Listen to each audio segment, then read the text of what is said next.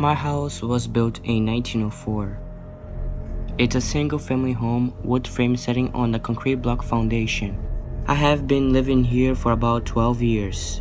Of all the weird things that my siblings and me have seen or heard in this house, one event is my favorite. About 10 years ago, my brother and his best friend had started a garage band playing mostly Spanish rock, alternative music, but in Spanish. His friends could get only together on Sundays afternoons. They would practice into the early evening and they would usually call it quits by 8 p.m. This was the time I usually showed up and went to bed cause I worked the graveyard shift. This happening in late fall, so the days were getting shorter. They had just finished a long session when the decision of head to someone else's house came about. My brother handed his car keys to his buddy so they could load up the equipment. Everyone had fell out of the basement, but the tricky part was they needed to walk all the way to the back of the basement, up the back stairs, through the kitchen doorway, down the hall, into the living room, and out of the front porch. Everyone was outside sitting in my brother's truck waiting for him.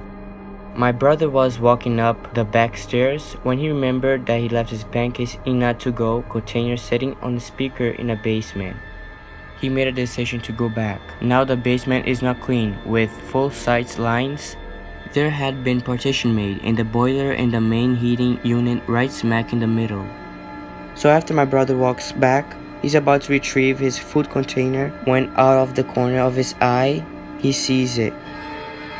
It is a shadowy figure right at his peripheral vision. This feeling of dread and uneasiness washed over my brother.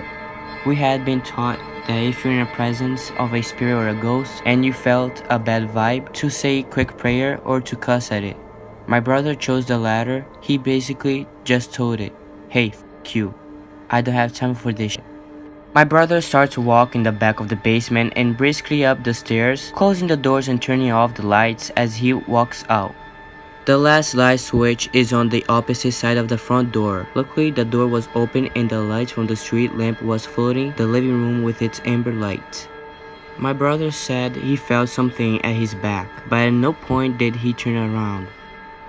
As he flicked the last switch, the living room went dark, as did the rest of the house.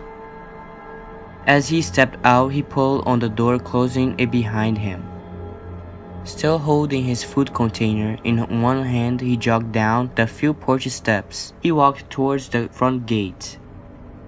Our house resides far from the main street, essentially having a large front yard but no rear garage. As he closed the gap between himself and his friend laden truck, he kind of smiled and thought things over his head. Mad at himself for spooking out when there was no reason.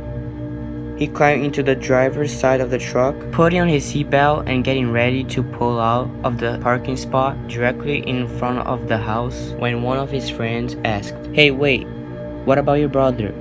Isn't he coming with us?" My brother answered, "What do you mean? He went to work early tonight. He's already gone. Do you see his car anywhere?"